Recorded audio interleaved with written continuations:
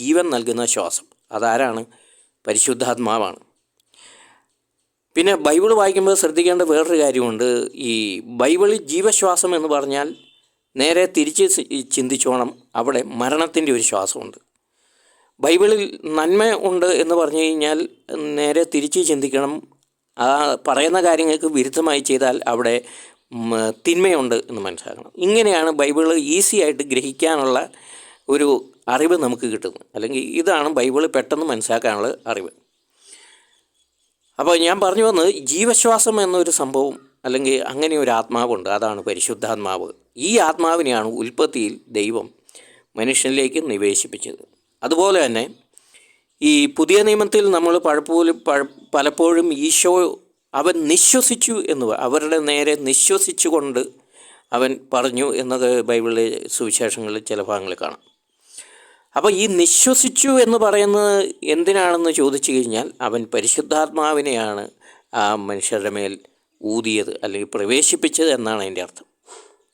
അല്ലെങ്കിൽ സ്വാഭാവികമായിട്ടും നമ്മൾ ചിന്തിക്കണ്ടേ, ഈശോ ഇങ്ങനെ ശ്വാസം ഇങ്ങനെ നിശ്വസിച്ചു എന്നൊക്കെ എന്താണ് അങ്ങനെയൊക്കെ എഴുതേണ്ടതിൻ്റെ കാര്യങ്ങളുടെ പ്രസക്തി എന്താണ്? അത് എല്ലാ മനുഷ്യരും ചിലപ്പോൾ വലിയൊരു ഒരു ആശ്വാസത്തിന് വേണ്ടി വലിയ ദീർഘശ്വാസം ഇടാറുണ്ട്, അല്ലാതെ നിശ്വസിക്കാറുണ്ട്. അതിലെന്താണ് എഴുതി വെക്കാനിരിക്കുന്നതെന്ന് ചിന്തിച്ചതാണ് ഞാൻ.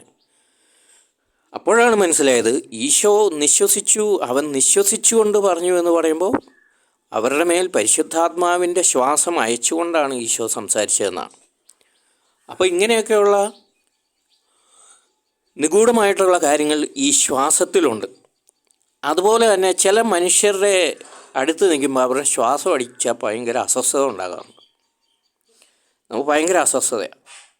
അതെന്തുകൊണ്ടാണ്? ആ മനുഷ്യരിൽ നിന്ന് വരുന്ന തിന്മയുടെ ഒരു ശ്വാസമാണത്. എന്തുകൊണ്ടാണ് പുകവലിക്കരുതെന്ന് പറയുന്നത്? അതിലൂടെ കയറി വരുന്നത് തിന്മയുടെ ആത്മാവാണ് മനുഷ്യൻ്റെ ഉള്ളിലേക്ക്. എന്തിനാണ് നമ്മൾ ദിവ്യബലിയിലൊക്കെ ധൂപം അർപ്പിക്കുന്നത്? അത് ദൈവത്തിൻ്റെ ആത്മാവ് ആ ധൂപത്തിലുണ്ട്, അല്ലെങ്കിൽ ദൈവാത്മാവിൻ്റെ ആവാസം, അല്ലെങ്കിൽ ദൈവം അത് ഇഷ്ടപ്പെടുന്നു എന്നൊക്കെയാണ് ഈ ധൂപത്തിൻ്റെ ഒരു ആന്തരികമായിട്ടുള്ള വശം.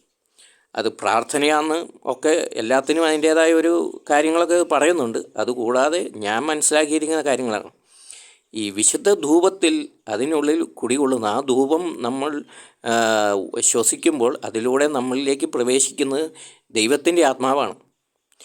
ഈ ദൈവത്തിന് അല്ലെ ദൈവാത്മാവിന് പ്രസരിക്കാൻ പ്രത്യേകം ഒരു മാധ്യമം വേണോ എന്ന് ചോദിച്ചു കഴിഞ്ഞാൽ പെട്ടെന്ന് പറയാം, നമുക്ക് വേണ്ട എന്നൊക്കെ പറയാം. പക്ഷേ ദൈവം എപ്പോഴും ഒരു മാധ്യമം ഉപയോഗിക്കുന്നുണ്ട്. എന്ന് പറഞ്ഞ പോലെ ആത്മാക്കളുടെ സഞ്ചാരത്തിന് ഉപയോഗിക്കുന്ന ഒരു മാധ്യമമാണ് ധൂപം അല്ലെങ്കിൽ സുഗന്ധദ്രവ്യങ്ങൾ എന്നൊക്കെ പറയുന്നു. അപ്പോൾ ആ കൂട്ടത്തിൽ പറഞ്ഞു വരുമ്പോഴുള്ള വേറൊരു വസ്തുതയാണ്, ഇന്ന് നമ്മൾ എവിടെ നോക്കിയാലും കാണാം സുഗന്ധദ്രവ്യങ്ങളിൽ ആത്മാക്കളുടെ ആവാസമുണ്ട്.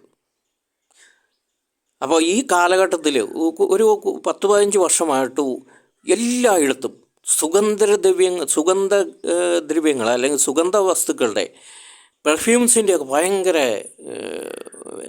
ഭയങ്കരമായിട്ടുള്ള സ്വാധീനം എല്ലാ മേഖലകളിലും ഉണ്ട്.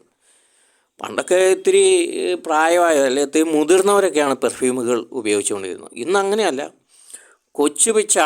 അടക്കം കൊച്ചു കുട്ടികൾ മുതൽ മരിക്കാറായവർ വരെ പെർഫ്യൂംസ് നന്നായിട്ട് ഉപയോഗിക്കുന്നുണ്ട്. നിസ്സാരമായിട്ടല്ല, വളരെ നന്നായിട്ട് തന്നെ ഉപയോഗിക്കുന്നുണ്ട്. ഇപ്പം നമുക്ക് പരസ്യങ്ങളിൽ പോലും കാണാം, ഈ കൊച്ചു കുട്ടികൾ പോലും ഇപ്പോൾ ഈ പോക്കറ്റിൽ ചെറിയ പെർഫ്യൂംസിൻ്റെ ഇതൊക്കെ ആയിട്ടാണ് നടക്കുന്നത്. അപ്പോൾ ഇത് പെർഫ്യൂം എന്ന് പറയുന്നത് ഒരു വശത്ത് ഹെൽത്തിയാണ്, നല്ലതാണ്, ഓക്കെ. പക്ഷേ ഒരു ആത്മീയ മനുഷ്യനെ സംബന്ധിച്ച്, ഈശോയോട് ചേർന്ന് ജീവിക്കുന്ന ഒരു മനുഷ്യനെ സംബന്ധിച്ച് ഇതൊക്കെ ഉപയോഗിക്കുമ്പോൾ കുറേയൊക്കെ മിതത്വം വേണം, വളരെയധികം സൂക്ഷിക്കുകയും വേണം. അതുപോലെ തന്നെ ഈ പൊതുവെ ഇന്നത്തെ ഈ പെർഫ്യൂംസ് അല്ലെങ്കിൽ സുഗന്ധ ലേപനങ്ങളിലൂടെ നമ്മളിലേക്ക് ആവസിക്കുന്നത് ഈ ആസക്തികളുടെ ദുരാത്മാക്കളാണ്. ടി വിയിൽ ഒരു കാലത്ത് ഒരു പരസ്യം വരെ ഉണ്ടായിരുന്നു. പെർഫ്യൂമിൻ്റെ മണമടിച്ച് ഒരു ചെറുപ്പക്കാരനും ഒരു ചെറുപ്പക്കാരിയും കൂടെ ഇങ്ങനെ ആകർഷകരായി പോകുന്ന ഒരു പരസ്യം.